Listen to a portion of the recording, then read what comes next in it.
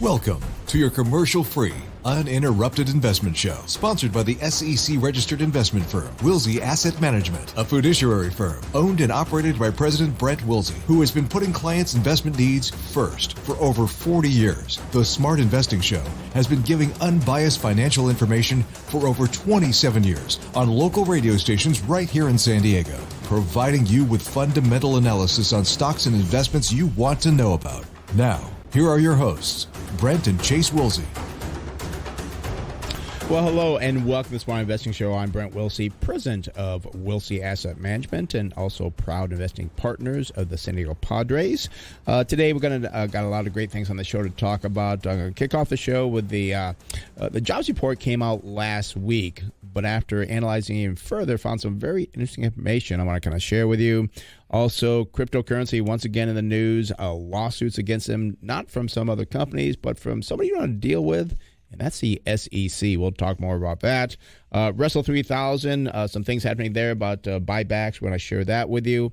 And also, egg prices, nothing to get all cracked up about, but we'll talk about that as well. Chase?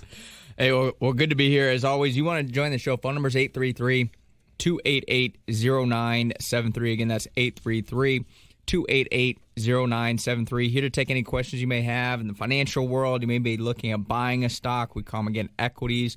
Is it a buy, sell, or hold? We'll break down those fundamentals for you and give you our opinion on where that stock stands. All righty. Well, let's start with the jobs report because it did come out last week. We talked about it last show. Actually, probably 2 weeks ago, not last week. A week. We talked about last week on the show, so prior to our show last week is when it came out last Friday. A week ago this past Friday. Came out on the 2nd. We talked about it on the 3rd. There we go. Now Thanks we're for here. clarifying. So, after digging more into it and analyzing the recent jobs report, I noticed some good news that was, well, it was kind of buried in the report. I had to dig deep for it. There's been concerns in this job market about the labor force participation rate remaining flat at 62.6%, which is still below the February 2020 pre-pandemic level of 63.3. And I've talked about this before, but actually not to get some numbers on it. But what appears to be happening is that the aging U.S. population is causing more workers to retire. The good news is that we have not seen or read before is that for workers ages 25 to 54, the participation rate is now 83.4%. This is a level not seen since 2007. So the working age group is working. It's working, good. right. You know, a lot of people say they're not working. They are working. and that was a big surprise to me because, nobody wants to work anymore. Well, maybe they're not working hard, but they are at the job. And 83.4%, and not seen since 2007. So we talk about, things, a few years ago. No, we're going back, what's that, 15 years we're going back, 16 years? Not been that rate. So people in that working age group, and those are, I don't say the hardest workers, but most eligible, I would say, eligible. like, to actually do, I'd say, the most diverse set of jobs. If you're in your 70s, it's going to be very hard to work construction. I mean, you're not as flexible outside those age ranges. In that age range, you could pretty much do any type of job. Now, not every person can do any type of job, but right. Now, above 55, 60, and so forth, you have more wisdom. You're a little bit smarter, maybe. And again, experience, you have more experience. But you cannot go out there and work as hard as somebody that's 30 years old versus when you're 60. You're not going to be able to, carry the pipes if you're a plumber or, different things that you're going to be able to do. So it's an important thing to kind of look at and bring out, and I was glad to see it. And it's something that I had wondered because we've talked a lot about the asset appreciation. I mean, we know real estate's done well over the years. We know the stock market's done well over the years.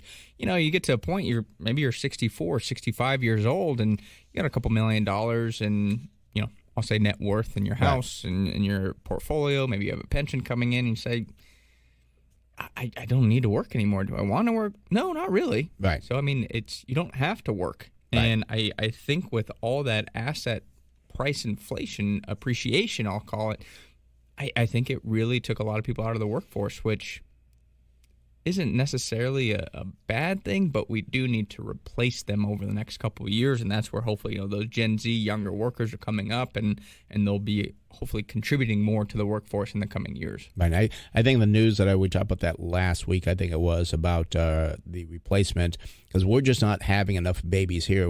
If we just counted on people here in the U.S. producing enough babies going forward, our population will go down. Yeah. So we do need to count on immigration, which is very important. And it's not like, oh, it's terrible, we need to vet it, I think, a little bit better.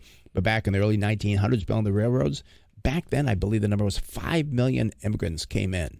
And we did not have over 300 million people in the country at that point in time. So there are times you need that immigration to come in to take the jobs, because we have a good growing economy. And if you don't have that, the economy will go the other way and you'll have problems. Well, and just real quick, it is in the newsletter that we'll talk about more here. But, I mean, it's a huge problem. If you have people collecting on Social Security and not paying into it, I mean, if our population declines, it's not going to be a sustainable, strong economy. We're going to have huge issues, and it's something that we do need to fix. We do need to turn around, and doing it the right way, obviously, and having legal immigration, having more babies over time, essentially, that can help build a strong economy, essentially. Yeah. So is that in this week's newsletter? It is. Okay, good. Okay, well, we'll promote that a little bit later on. We're into this here.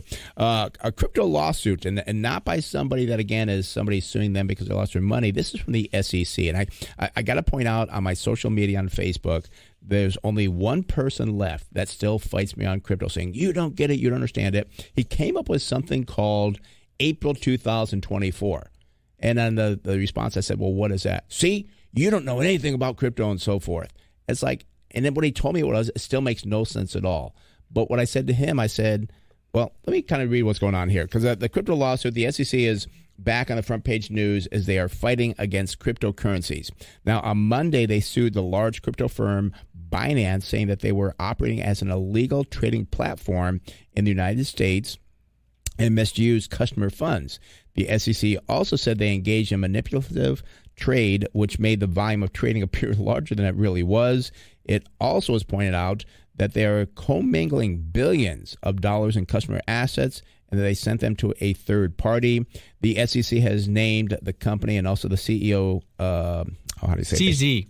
What is that? He goes by CZ. Okay, so let's say CZ, because I look at that name like, well, what is that name? CZ in the lawsuit. On Tuesday, the SEC filed a lawsuit against Coinbase, which is responsible for 53% of the crypto spot trading volume in the U.S. Now, the SEC pointed to the company not being registered as an exchange to trade securities. When a company is required to register with the SEC, it involves giving investors financial statements and risk disclosures that have been approved by the regulators. Now, could these two major lawsuits bring cryptos to their knees? I would believe so. Where will the activity go if the major traders are now gone? I was surprised to learn that some of the biggest shareholders of Coinbase are Vanguard, Fidelity, Blackrock, Morgan Stanley, and Goldman Sachs. And in April 2021, Coinbase started trading at $381 per share. Today, it's around $50 a share. Now, I think some of the big guys got sucked into the hype of cryptos. Unfortunately, their investors are now paying the price. One other thing I was thinking about, though, is a lot that we mentioned there, like Vanguard, Fidelity, those could be passive funds that are buying Coinbase. Oh, like ETFs, you mean? ETFs. That so they just have to buy, yeah. I don't know if they're the active managers that are buying those. So it is something that I was just kind of thinking is, if you buy the S&P 500, Vanguard is just buying that. It could by nature just be buying the index. Right. And we continue to talk about this because I know there's still some people, well, I got some crypto, and no matter how you look at it, I don't know what this gentleman from Facebook, David, was talking about April 2024. And even, what's the SEC's chairman's name? Do you remember his name? Gary Gensler. Yeah. I was getting confused with the Intel chairman. Oh, similar names. But Gary Gensler saying that we have digital currency. It's called the U.S. dollar. It's called the yen. I mean, when you listen to him talk, and he is a chairman, so he doesn't come out and bash it, but you can hear him say very negative things that this is something that's bad for people. We don't need it. It's not going to work. It's a gambling chip, and we need to get rid of it. And the way they'll get rid of it is that you stop the way people can buy it supply-wise, and you'll protect people, because people have lost a lot of money on crypto. You don't hear about that, but I know there's people that bought it $50,000, $60,000, and now they're sitting with a 50% loss. Yeah, and I don't know if it'll come back. And I mean, we did another post. I wanted to bring out these numbers because it's just something that, again, we don't know crypto. Well, I do a lot of reading. We do a lot of reading on it. I mean, there's just some things that came out in a Barron's report, Barron's article last week that, the crypto market's worth about $1.1 trillion. However, it's all self-reported data. There's no auditors or anything that's involved in it. That sounds crazy. The other thing is, there's billions of tokens that are now not circulating. It's estimated that between 1/5 to 1/3 of the supply is sitting off the market in what are known as stranded wallets. We talk about how people forget their passwords. Well, now that is not trading, so it's locked up. That's not becoming new supply on the market, so it kind of gives a false sense of what is, readily available supply, which actually increases the price. Because if you have more people now putting that on the market and selling it, that's going to depress the price if you can't find the demand. Right. So it's a false sense of positive price action. And the last one, this just blows me away, is that there's something called wash trades. And this is where a trader buys and sells a token to create that illusion of volume, as we talked about in this lawsuit from the SEC. Well, the National Bureau of Economic Research said that their belief is about 70% of crypto transactions on unregulated exchanges are wash trades. Yep. So all this volume is like, oh no, everybody's trading. It's like, no, there's some big problems. See, and this is what you and I read, and we read this stuff and understand it. We have no clue, and even I looked at it, it's like, I still don't understand what April 2024 is going to be. I don't care what's going to happen then, or you think's going to happen. This is what's really happening. These wash sales, these unreported trades. I mean, all this stuff that's going on is what is going to destroy it, because you've got to have a market to it. So, and this guy David's the only one left that's really fighting it. And I know he's telling other people, oh, this is great and so forth. No, if you have crypto, get rid of it. It is not going to do well. And I'm sure that some people are going to fight me on that, but there's less and less people arguing with us now, aren't there? Yeah. And I mean, the other thing I look at too is the CEO of Coinbase was on CNBC this past week. And when he was talking, I was just like, who is buying this stuff? I mean, and Jim Cramer, who, we agree with on things, he was very hard on crypto, and he's been a lot harder on it lately. And the CEO, when he was on from Coinbase, was just, they were asking in response to the CEO, the head of the SEC, saying, oh, we don't need cryptos. And he's like, well, people use crypto for a lot of different things, like,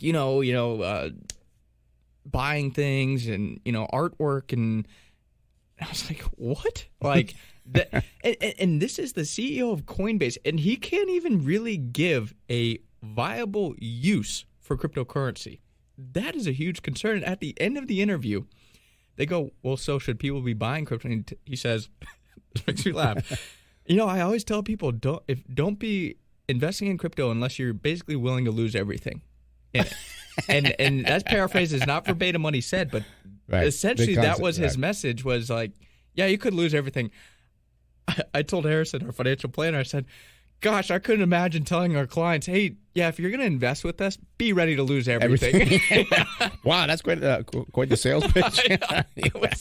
and it just shows these things. And that's why, and again, we have a lot of people listen to the radio show and the podcast and all this stuff, is try to educate people. If you're in it, more and more doors are closing on that. I think they'll continue to close. And was that in the newsletter? Because I remember reading that too in Barron's.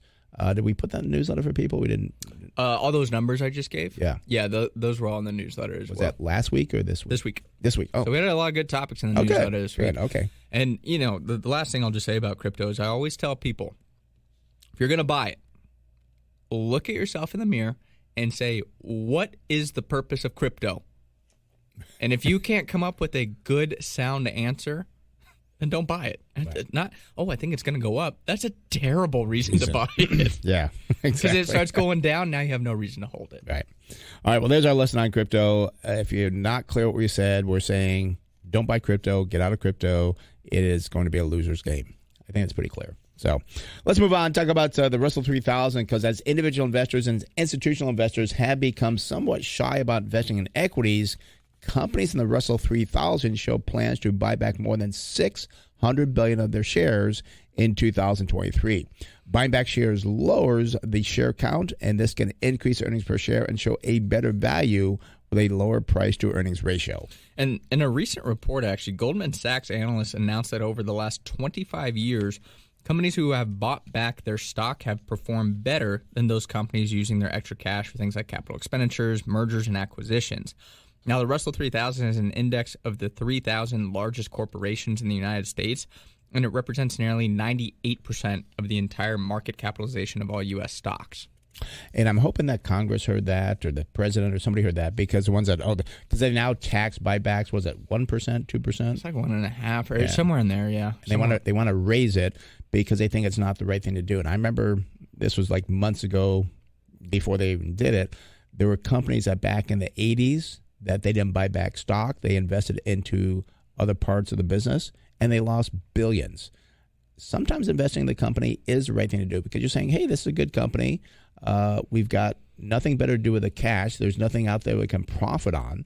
So let's buy back our shares to make profits for all the everybody wins from that. Not the corporations. No, it's everybody. If you had 10 shares of XYZ company, you're going to benefit because the earnings will go up because there's less shares outstanding. It's not just the earnings, it's the cash flow, it's the sales, it's the assets, it's the equity of the company. I mean, you get more of that business essentially, and it is such a benefit. And even Warren Buffett, and I know I almost say he's apolitical, but I think he's leaned more Democrat over the last even he's like, if you don't understand buybacks and how they're beneficial, you're illiterate, I think. And I think that's the term he used. And it's so true. I mean, buybacks do help.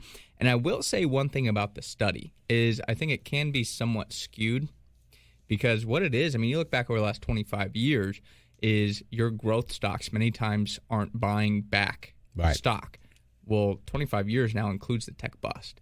So you have these companies that during the tech bust weren't buying back stock because they were growing and they got egregiously overpriced. They crashed. Right. Your value stocks, those are generally the ones that are buying back stock over time. They didn't witness that same type of fall that a lot of the growth stocks did during that time frame.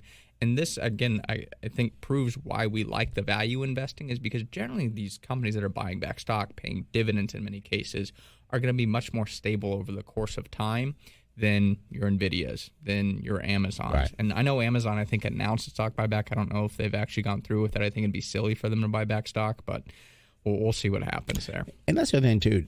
Two rules I don't like. One is you're buying back your stock. You don't have the cash. You got to borrow for it. That's a no-no. The other one, too, is that if your stock's overpriced, don't buy back your stock when it's overpriced, trading at 30, 40 times earnings because it's going to fall. And I've seen this happen with companies. They bought it at a very high price, and then 2 years later, it's down 30, 40%. That was a waste of time. Just like an investor, look at, is there value to this company? You should not be buying back the stock of your own company if it's overpriced. Wait for the time, keep the cash, do something else because it's an alternative to you can invest the money in other businesses or do a stock buyback. Don't buy it when it's expensive. Just be patient, like an investor should be. Exactly. And one other thing I was thinking is a lot of times people hear all these different things like the Russell 2000, the 1000, and they don't know what it is. So I was going to, obviously the 3000 encompasses all those companies. The Russell 1000 is the largest 1000 companies in the Russell 3000, and the Russell 2000 is the smallest 2000. So that's generally when you look at small caps, you'll get an index of the Russell 2000. So just a little lesson there for people. Yeah, and the Russell 3000, as you said, makes up 98% of the entire market capitalization of all the U.S. stocks. So it's a big indicator. And Apple's, we talked about this a few weeks ago, Apple's bigger than 2,000 companies. They're larger than the Russell 2000. So, well, let's talk about inflation because I know that people are still concerned about inflation. I do want to point out that last June, remember, inflation was 9.2%. We got inflation numbers coming out this week, which we'll be reporting on. We'll talk about next week. Actually, you won't be here next week on the show, so I'll be talking about it next week. Yeah. But we will come out with those numbers. You sure you don't want to come to the show next week because that's going to be some big numbers we're going to talk about. I'll be in Arizona. All right. Well, let's talk about egg prices because good news on the food front, especially if you like eggs like I do. The bird flu, known as the avian influenza, pushed egg prices up to $4 per dozen in January. Fortunately, there now appears to be some good signs of improvements. The bird flu killed about 59 million birds in the U.S. since February 2022. but it appears that farmers now have it under control. If you actually look at the average retail prices, well, they're $2.70 per dozen at the end of April. Again, well below the $4 just 6 months ago in January. Now, those farmers, they're working hard to protect the flocks from infection, which means more expenses. So we may not see much more of a decline in prices for now.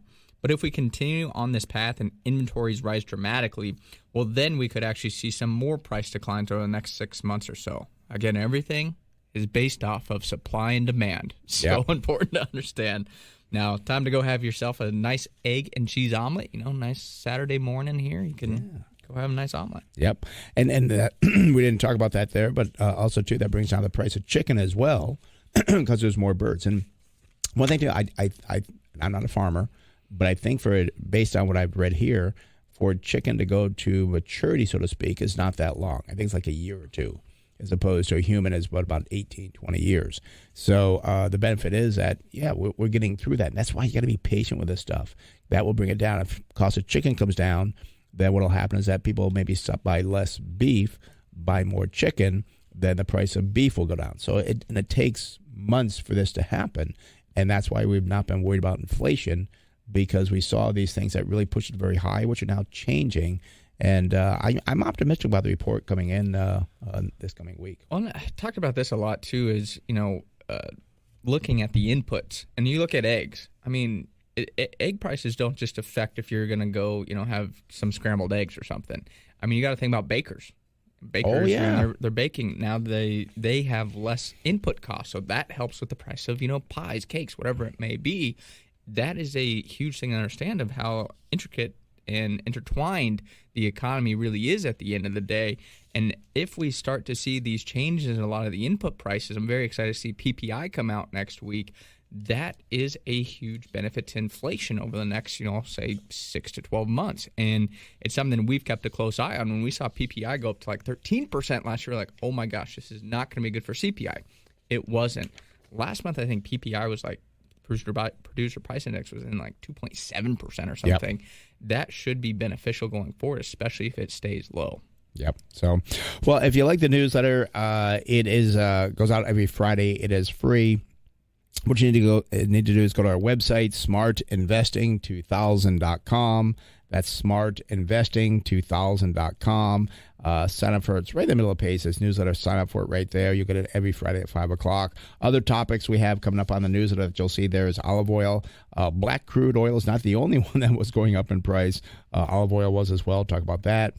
Declining population, what the problem that can be. Stealing cars in the U.S., housing market. These are all things that we talk about on the newsletter.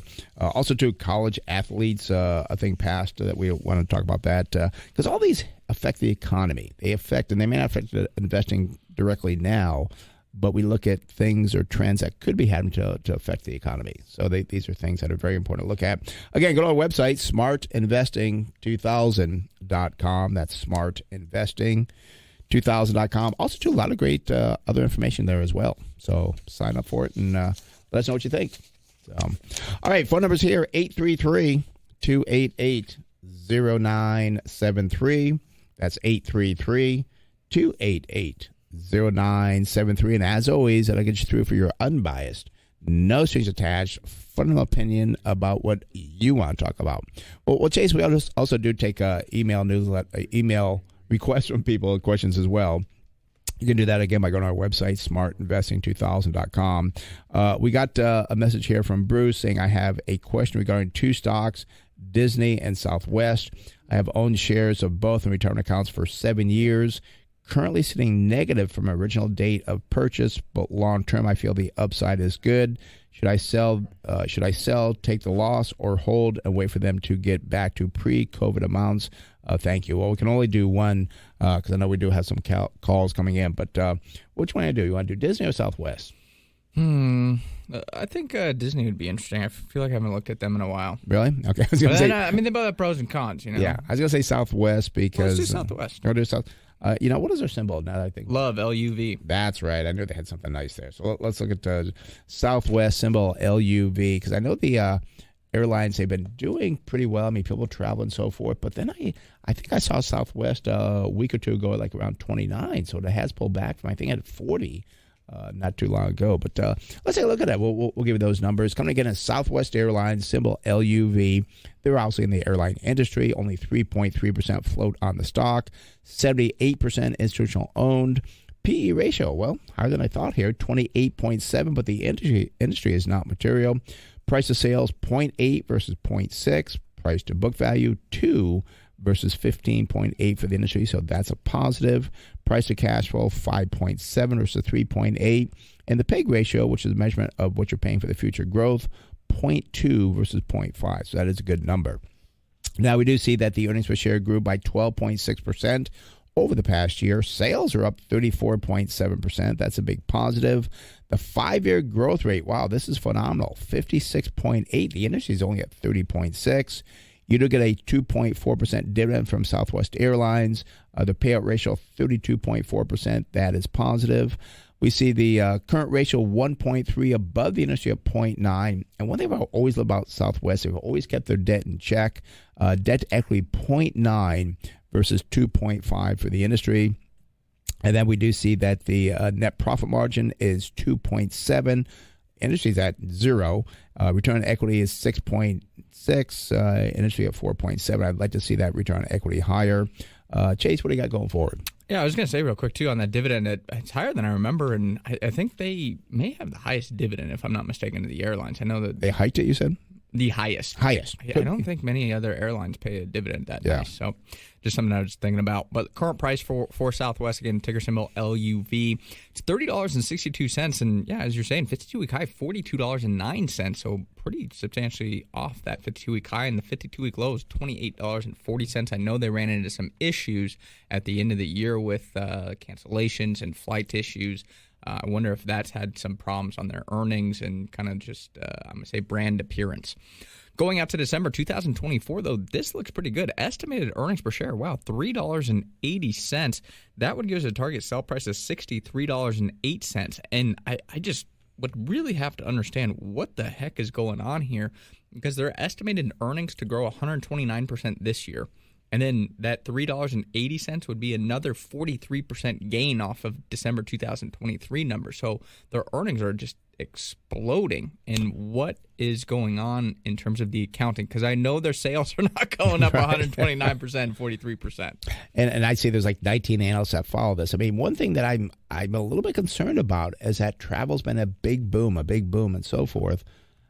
Is that going to continue? Yeah. You know, I would hate to be like in the COVID where everybody's buying TVs and furniture and that stopped. Now they're traveling.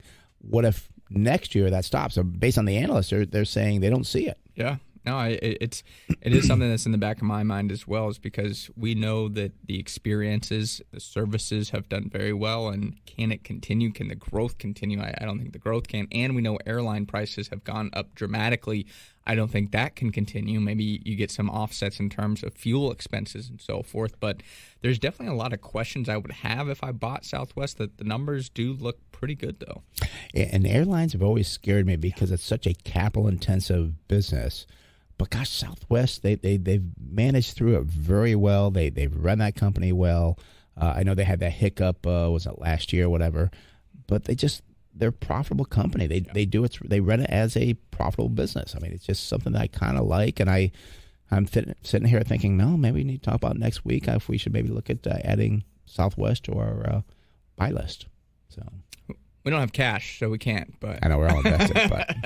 But I was going to say real quick, too, before we go to callers, Bruce pointed out something that I really wanted to stress to individuals, to investors, is, should I wait for it to get back to those kind of pre-COVID levels? And this is one of the biggest mistakes people make. And in Southwest, the numbers look good. So, maybe it does make sense to continue to hold that.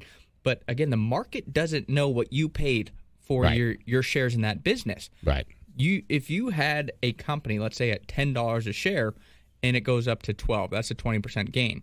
But let's say you sold that company and bought another stock at $10 a share and went to $15 a share. Yeah. Well, that's a 50% gain. You would have been better off investing that capital elsewhere. And I'm not saying just like, oh, you're trading all the time, but understanding if this company is still a buy and worth holding, then yeah, it makes sense to hold it. But if it's not worth that valuation on it, you'd be better off selling these companies and buying something else because, as I said, it could take years for you to get back to where you initially bought that stock.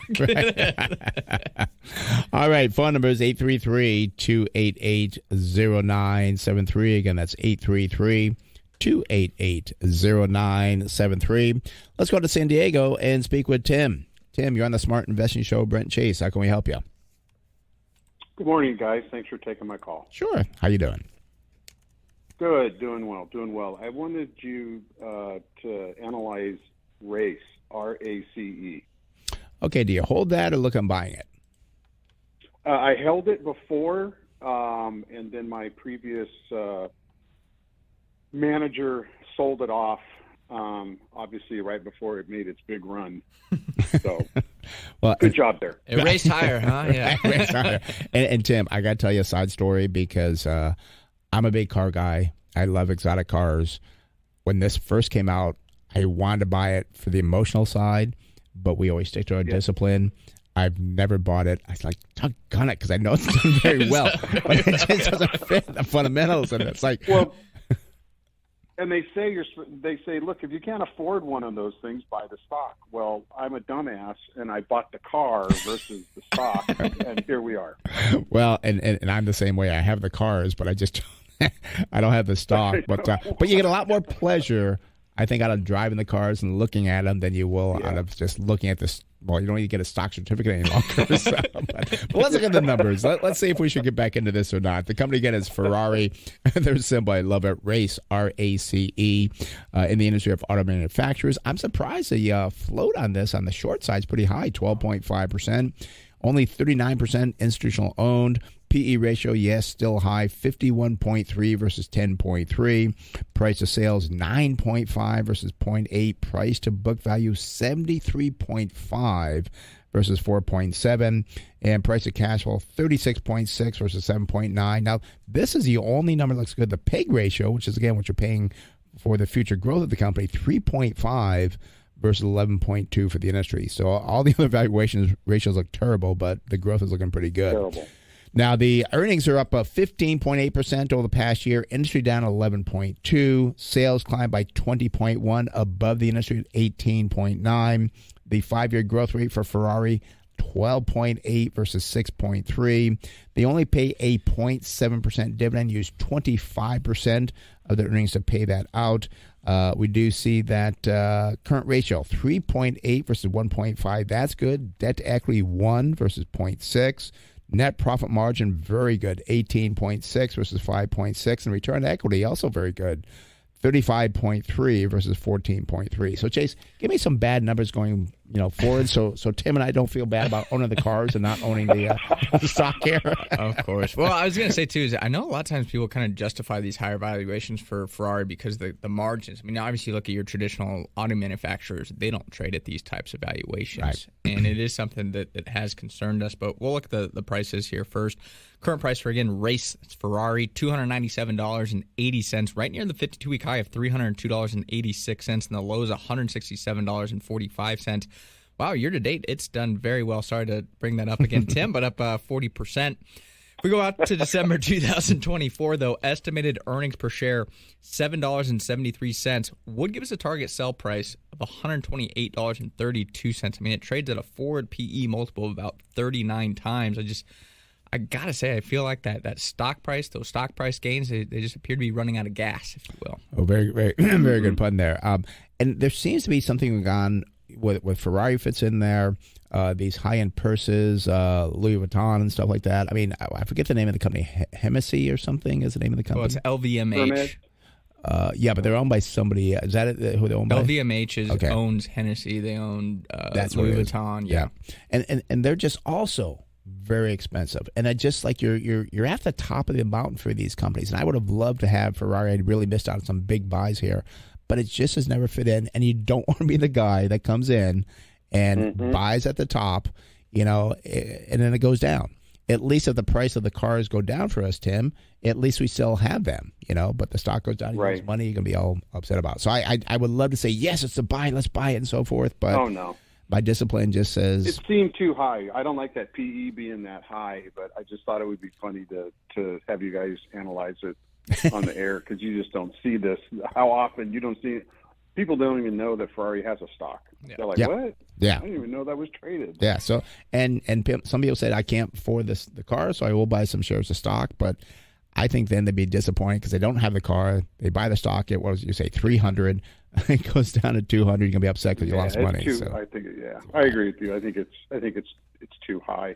The problem is the great thing for them is they charge their net profit on every car. Their profit on every car is some stupid amount. Oh yeah, it was what I said was $70,000 a car. Yeah, because they have expensive car. What was the profit margin? I gave it out there. What did I say it was? Like 19%. 19%. Yeah. So I mean, yeah, you have a $300,000 car. That's about $60,000. Yeah, the industry again was about 5. Right. So well, Tim, I'm sorry we can't say buy the stock, but and I wish it was a sunny day today. But take the car out for a drive and feel a bit better. All righty. Thanks, guys. All right, you're welcome. Have a good one. Bye-bye. All right, that is open the phone line, 833-288-0973. Again, that's 833-288-0973. I do see that, Anthony, stay with us. We're going to get to you. But we do have our financial planner, Harrison Johnson, on the line. We're going to talk to him because he's talking about long-term care. Harrison, what you got to say about long-term care here this morning? All right. So the long-term care later in life can be quite expensive, whether it's a nursing home, having a caregiver in your home, assisted living, all pretty expensive. Anyone who is going through that or had a parent go through it knows that. One thing I hear quite a bit is, my mom or dad needed long-term care, but fortunately they had a long-term care insurance policy, which really helped out a lot. So, they had a positive experience with those insurance policies. The problem is those insurance policies do not exist anymore, at least in the capacity that they used to. So here's what's happened in the long-term care insurance industry. It started in the 80s. At that time, almost every financial company sold the policies, not just insurance companies. So there were a lot of providers out there. Now, when you look at insurance, any type of insurance, auto, home, long-term care, life insurance, whatever, utility of insurance is to cover an event that is not likely to happen, so low probability, but if it does happen, it would be extremely expensive, so high impact. Low probability, high impact, like your house burning down, not likely to happen, but if it did, it would be financially catastrophic, so that's why you have insurance, pay a little premium for that protection. In the case of long-term care, it was thought to be a low probability, high impact event, but over time, the insurance companies discovered that it was definitely expensive, so high impact, but it was also occurring more often than they thought, so it was really a high probability event as well. This means it's difficult to cover that need with insurance. So what's happened is most of the insurance companies no longer sell it, and the ones that do drastically increase the premiums required for the policies and have drastically cut the benefits in an attempt to stay profitable. So policies that your parent bought with lifetime benefits and low premiums, you just can't buy anymore. Now, if you currently have a policy, that might be okay. It might make sense to keep it, but I would be hard-pressed to recommend someone buying a new one in this environment just because the cost-to-benefit ratio isn't what it used to be. Now, that doesn't mean the need isn't there. It just needs to be covered by something else. And for many, that protection can come from their home or the equity that they have in their home. During retirement, you create income from Social Security, pensions, and investable assets. And in most cases, the only thing you use your home for is to live in. Well, if necessary, that home equity can be tapped to cover elder care costs later in life without the need to buy insurance policies now and be locked into a high increasing premium for the rest of your life. So, it's still an issue, but you need to explore all the options. And I'll say, if this stuff made sense to sell, we would sell it. We're not against making money, but I just don't feel it's in the best interest of a lot of people at this point, the way it currently works. Right. And actually, when you say sell it, we don't sell anything. You don't sell any products. You would recommend it'd be a good thing. And I know it's been very difficult for companies because fortunately people are living longer, which means their expenses go up. And right now, all insurance is having problems. Tomorrow I'll be on KOSI talking about the homeowners insurance problem we have here in California. We can't get homeowners insurance. We got long-term care insurance. Insurance is just a factor that someone needs to make a profit off it. And if people are living longer, they got to raise the premiums. And I think it was last week you talked about reverse mortgages. This would probably be a great time to have a reverse mortgage instead of buying long-term care insurance. Is that a good thought process? It really could be. So, the benefit of reverse mortgage is you stay in your home. So if you had a caregiver come in to your house, this would allow you to stay in your house. You could tap that equity as long as you live there. You never have to pay it back. You use that equity, but that might be a lot better than buying a really expensive insurance policy and paying premiums for 30 years. Or in other cases, people downsize or move into a assisted living facility. They sell their house. Well, now they've got the equity from that to help fund that. So I think a lot of people discount the value that their home can create. They've spent their whole life paying off their home or at least building equity in it. So make sure that asset is used not just as a place to live, but to cover these other potential costs. Right. And one thing, too, that I always look at, people are so funny when they look at different things like long-term care insurance. And I'm just going to use a very simple number. Let's say it costs you $10,000. Well, I'm not saying don't save $10,000. Right. Don't just go, it's like, right. Oh, I don't need long-term care. Now I can go spend more money. Yeah. The concept should be is instead of spending that $10,000 on long-term care, you now invest that money and you're essentially self-insuring yourself, and you have multiple different assets that you can utilize in retirement in the unfortunate case that does occur. But, it's most people, unfortunately, they go, oh, I don't need it. Great. Okay, I'm going to go spend the money instead. Right. That's not good either. Yeah. So. And when you look at it from a retirement point, it's not necessarily that you're setting money aside and saving it. It's just that, well, now you don't have to withdraw that premium from your assets to pay. So that means that money can stay invested and continue to compound. So it's not like you're actively putting it away. It's just now you don't have to use it, so it can continue to grow for you. Yep. Well, Harrison, once again, some great information on long-term care insurance. This is why people need to go to you as a financial planner, because you don't charge commissions, you don't sell products, you're on a salary. You actually look from an unbiased point of view if they need it or not, and how to work around it, maybe they can't afford it. So thank you very much. You have a great weekend, and we'll see you Monday morning. All right. Thanks, guys. We'll see you Monday. Okay. Bye-bye. Again, there's our financial planner, Harrison Johnson. He is a CFP. Again, he is a fee-based planner. He does not charge commissions on anything. He's on a salary. If you'd like to have a free consultation with him, you can do that. Just call the office, 858-546-4306. That's 858-546-4306. Or send him an email. Just go to our website, smartinvesting2000.com. Again, that's smartinvesting2000.com. Probably two places you can do it. One is meet the team or contact. Contact us that way. Send an email. Or free consultation right at the top of the page there. Didn't see that. Gosh. Actually, I do see in the middle of the page, we're talking about because we always have our website pulled up here in front of us. That's kind of how we get to it. On the middle of the page at the bottom of the screen, I see request a complimentary consultation. So there's lots of places you can leave us notes if you do want to contact us. And there is a phone number right in the right-hand side. I mean, we make it pretty easy for people. We do. So, we try. Yeah, we try to make it easy. So, all right. Phone number's here, 833-288-0973. Let's go out to San Diego and speak with Anthony. Anthony, you're on the Smart Invest Show, Brent Chase. How can we help you? Hi, good morning. Thank you both for taking my call. Sure. So I'm calling because I'd like to hear what you guys have to say about Dell, DEL. Okay. I've not lived this company in a while. Do you hold it, Anthony, or looking to buy it? I'm looking to buy it. Okay. All right. Let's take Dell Technologies. Symbol is DELL. Float on the stock, only 4.2%. Not bad. 78% owned by institutions. PE ratio looking pretty good, 17.9 versus 24.5.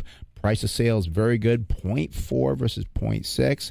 Unfortunately, the price to book value is not material versus the industry at 3.2. What that means that they have more intangible assets. You take those away, there's nothing there at all. So that could be a problem. Price of cash flow, 6.3 versus 10.1. That's good. PEG going forward, 56.4 versus 14.4. That's not good.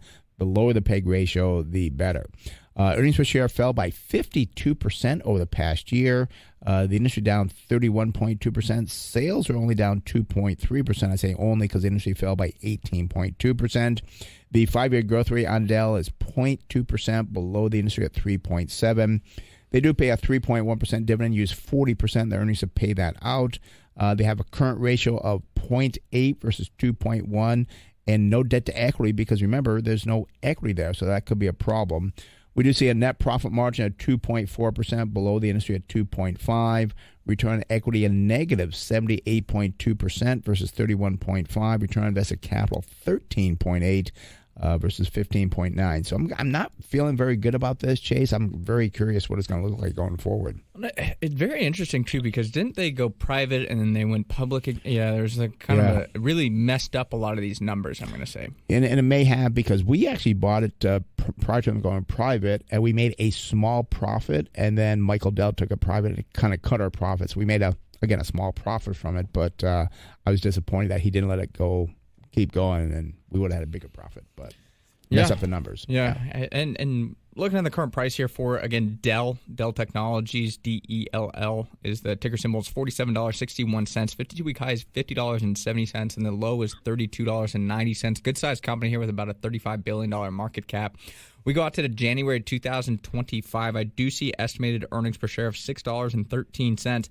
Would give us a target sell price of $101.76. Forward PE about 7.5, 8 times future earnings.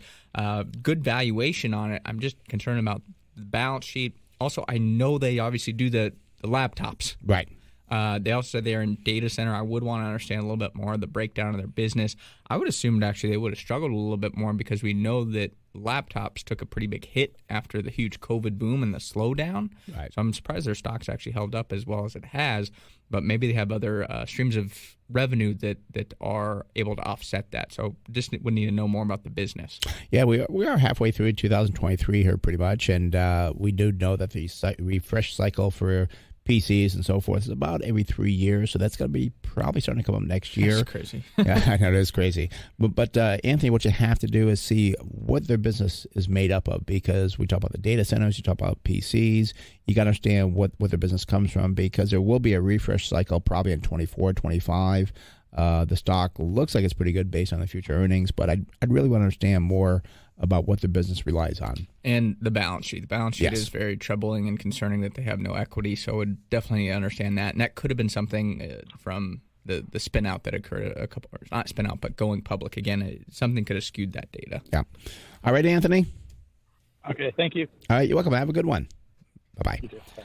All right, that does open the phone line, 833-288-0973. Again, that's 833-288-0973. Let's go to San Diego and speak with Zach. Zach, you're on the Smart Invest Show. Brent Chase, how can we help you? Good morning, gentlemen. Good morning. Happy Saturday. Yes, it is. I wanted to get you guys' analysis on Shopify, SHOP. Okay, do you hold that? Looking to buy that? Currently holding small amount, but, it's been running hot, and I don't know if now's a good time to maybe move money into something else or continue to see if it is going to grow. All right, well, let's take a look at some numbers here, see if we can't point in the right direction here. Company again is Shopify, symbol SHOP. They're in the software application industry. 5.4% float, that's not bad. 66% institutional owned. No PE ratio, which tells me no earnings over the past year. The industry's at 9.2% or 9.2 times. Price to sales 13.3 versus 5.4. Price to book 9.3 versus 5.5. No price to cash flow either, and no PEG ratio. No earnings growth. I guess they have no earnings. The sales were up 22.3%, which is below the industry over the past year, over 23.4%. They do not pay a dividend. Let's look at their balance sheet here. Current ratio, very good, 6.7 versus 2. Debt to equity, 0.2 versus 1.7. I'll point out the current ratio and the quick ratio are the same, so they have a lot of liquidity on this company. Net profit margin, a negative 32.5 versus a negative 5.3. Return on equity, a negative 22.7 versus 1.5. Chase, what do you got? Yeah, so current price here for Shopify, again, ticker symbol is SHOP. Shop is $61.36. 52-week high is $65.54. And I will say it's a little misleading because now that we're kind of starting to lap last year and we're starting to push the early part of 2022 behind us for the 52-week high, because this company's all-time high just a couple years ago was $170 a share. Oh, yeah. So it got hit very hard last year in a massive sell-off. But the 52-week low, you can see it fell as low as $23.63. So year-to-date, it's done well, up 76.8%. Now, going forward for Shopify, I do see in December 2024, the estimated earnings per share for the company is just 51 cents, would give us a target sell price of just $8.47. I mean, this is a growth stock. You're looking at earnings growth here in 2023 is 672%. Next year, they're estimating 64%. So you're hoping that those earnings can keep growing.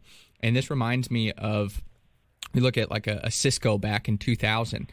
They went obviously way up, and then they just fell, and then they had a bounce back, and then they fell even harder. Right. I'd be worried about something like that happening again with a lot of these growth stocks. People are like, oh, it's a great buying opportunity. You've done well on it, and then all of a sudden it falls back down. Unless they can continue growing at these massive rates, yeah, maybe the stock will do okay. But if all of a sudden, let's say they grow at 50% instead of 60%, the stock is not going to do well. Yeah. It's and I think you said you made money on it, Zach, there. So I mean, congratulations on that. My opinion, I think Chase's opinion, very risky. Could go higher, but I'd have to say at this level, if you came to us, I'd say we got to sell out of this because it just doesn't make any sense at these levels. And could go higher, but I don't feel comfortable with that price. Already? Yeah, I think it's a good time to exit. It makes sense, right? Like half of the country probably started an online business in 2020, so it all adds up. So I think it's probably a good time to exit. Just wanted to get that confirmation from you guys. All right. Well, let us know what you do.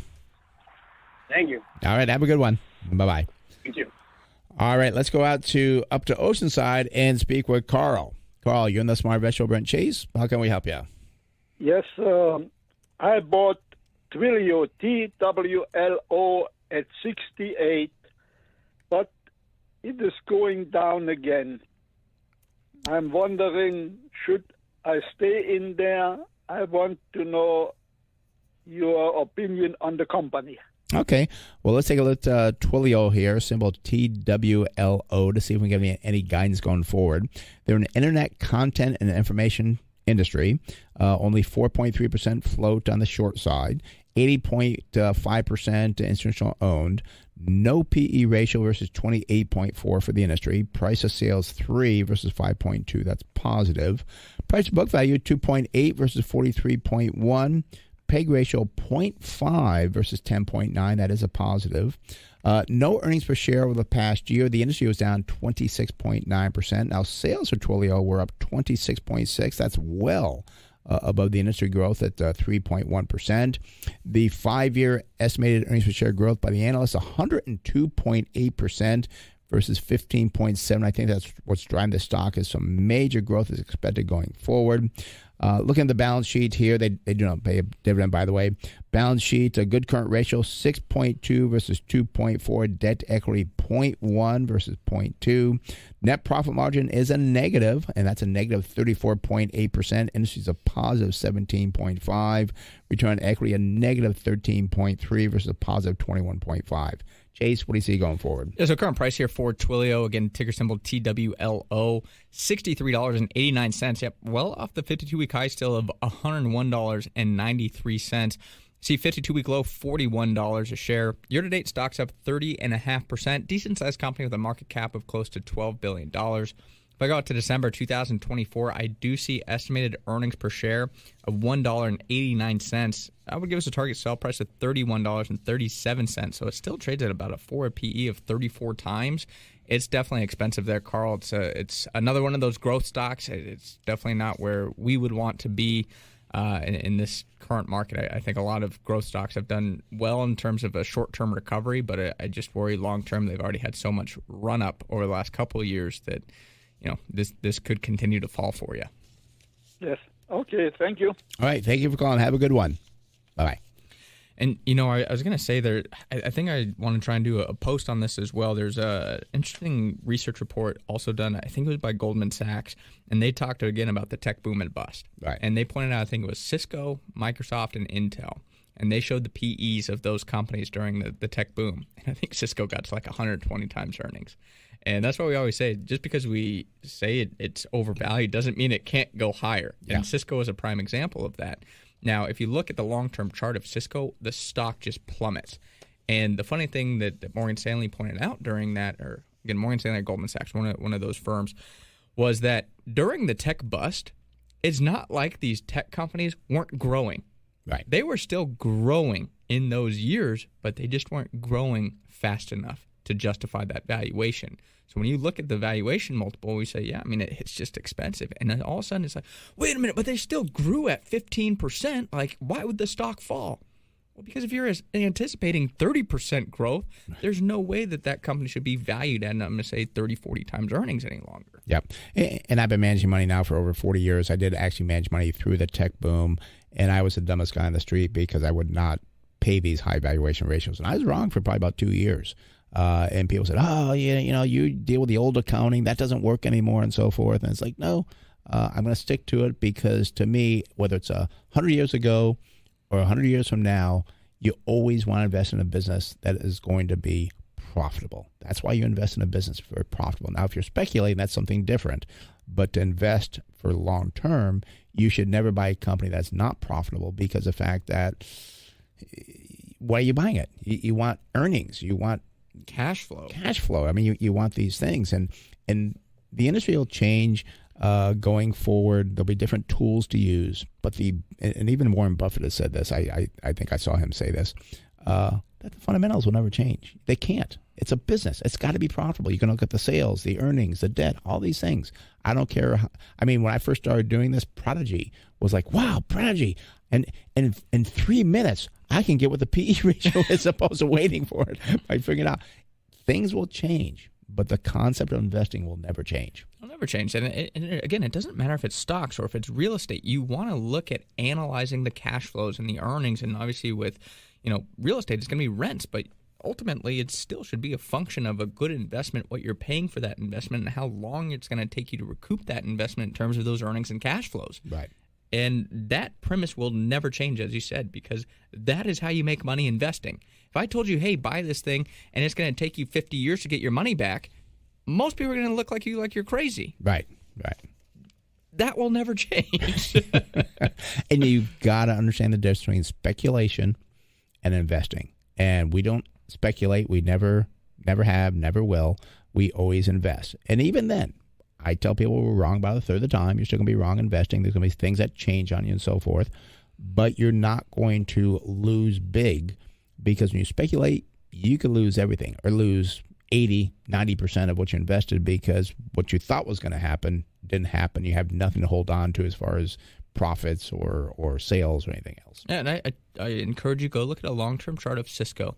And if you held it during the tech boom and bust, you are still not at the peak that Cisco hit back in, I think it was 2000 when they hit that peak, and it's now 23 years later. I think there's another company too, JDS Uniphase, and every once in a while I see that come up, and they were the same one. I mean, they were way high. I don't think they ever got back to where they were. There were some other ones too that came out that time frame that they're still around, and they still got an exciting story, but you've not made money on it because it will speculate. Things will go up, and then generally as the investor, people always say this, well, when I bought it, it went down. It didn't know that you bought it. It's not because you did something. It's just because of the fact that you got in late. And that's what we try to prevent people from doing. And great example, NVIDIA. Yeah. They're very high. Will they go higher? Possible. But they trade it even now with future earnings as much as they've raised them. And they may not make those. Something could change coming up. They could fall, 30, 40% again. Yeah, and actually, speaking of NVIDIA, I did do a smart investing stock analysis on our YouTube channel. Cool. I'm trying to do those again. I know a lot of people liked them. So if you go to our YouTube channel, you just type in Smart Investing Show or Wilsey Asset Management on YouTube, you can actually watch that video where I break down NVIDIA and the fundamentals. Cool. All right, well, there's the closing bell. Thank you for listening to Smart Investing Show. It is for informational purposes only and should not be used as investment advice. If you'd like to discuss in more detail your investment needs, have other investment questions, feel free to call myself, Brent Wilsey, or Chase Wilsey at 858-546-4306. That's 858-546-4306. And be sure to visit that website, smartinvesting2000.com. Again, that's smartinvesting2000.com. A lot of great information there. Thanks again for listening to Smart Investing Show. We'll be back next week. Have a great week, and we'll talk with you soon. So amusing to think